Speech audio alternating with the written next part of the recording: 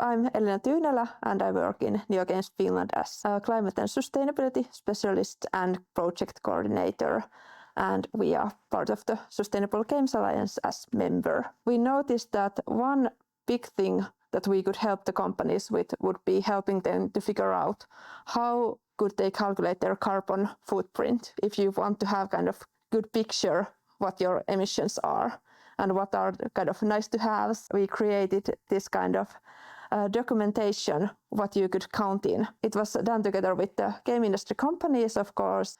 We also had this more simplified calculator on the Pelimetsä website. We noticed that there are some challenges. Where does the information come from? Is that in good quality? Is it not? Is there something missing? Are we just forgetting something?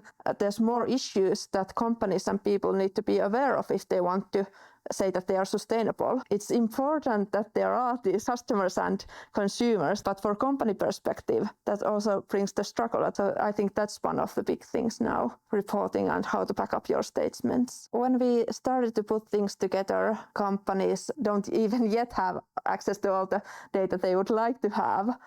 That might be from their business partners, their landlords. There's definitely issues of getting all the data. When thinking about the whole scale, not all the electricity is produced in a sustainable way.